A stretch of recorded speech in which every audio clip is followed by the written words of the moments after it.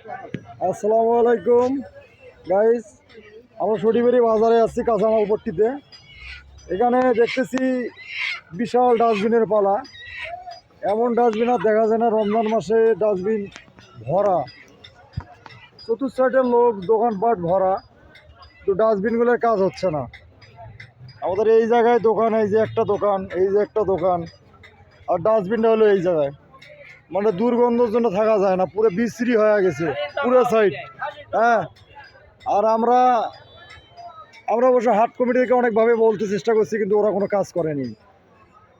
ওরা আমাদের কথা কোনো কেয়ার করতেছে না। আসলে কি করা যায় আপনারাই বলেন, আপনারা কমেন্ট করে বলবেন কি করলে এটা সমাধান হবে।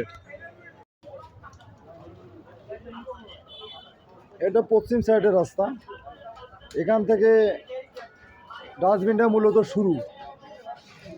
আর দেখা যাইতেছে এই যে এই জায়গায় একটা শুটকির দোকানে মুরব্বি চাচার, মুরব্বি চাচা তো শুটকির গন্ধতে কিছু টের পায় না অবশ্য, তা নাহলে অবশ্যই নিয়ে এটা পদক্ষেপ নিত। এবার ডাস্টবিনটা হইতেছে এই জায়গায়, এই থেকে ওই মাথা পর্যন্ত। আজকে রমজানের দিন, আমরা তো অনেক বসে থাকতে পারি না, এমন অবস্থা পুরোটা হয়ে গেছে ময়লা ভবন। এই বড় ভাই বলতেছে, আর দেখেন চতুর্থে এত লোকের লোকাল হয়, কিন্তু আসলে কোনো কাজ হয় না। এই জন্য আজকে আমি কেয়ার নিলাম, ভিডিও করে ছাড়বো।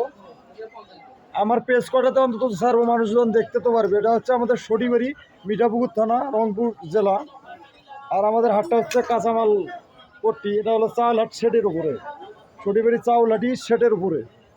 আর ডাস্টবিনটা হচ্ছে একদম শেডের নিচেই, বিশাল বড় ডাস্টবিনটা।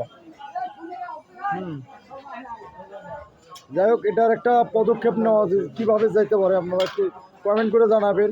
আর কি করলে এটা অত তাড়াতাড়ি সমাধান হবে, মানুষ ভালোভাবে সুস্বাস্থ্যভাবে বেঁচে থাকতে পারবে, একটু আমাকে জানাবেন কমেন্ট করে ভাই।